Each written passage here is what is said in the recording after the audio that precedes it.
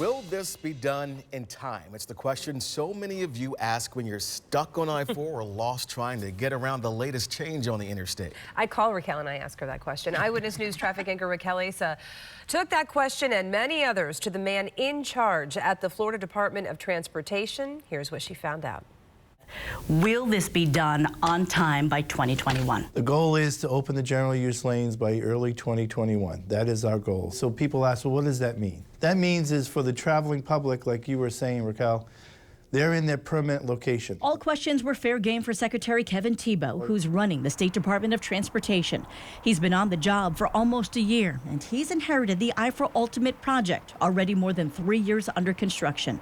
A year and a half ago, I was the first to discover these reports that show the project was delayed 266 days, and that the contractor was asking for $100 million more to finish. Where are you on giving them more time and more money based on what they've asked so far?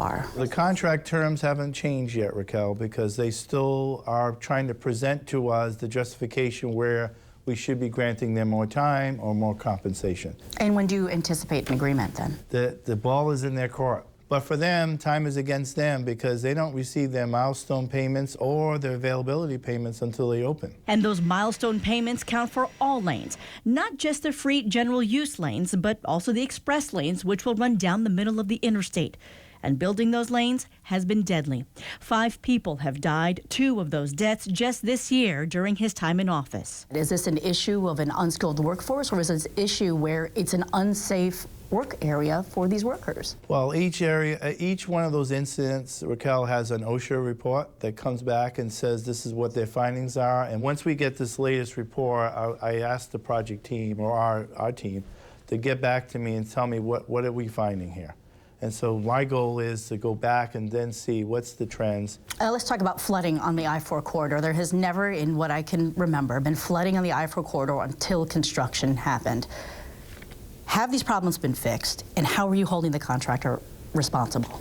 They have fixed each one of those locations because of what they've learned from those different events. We can't anticipate we're going to get a 100-year storm event where they designed for a 25-year event. So you can't guarantee it won't happen again? What we can guarantee is, based upon our normal design principles and standards, that they have remedied that so we don't have a repeat of that.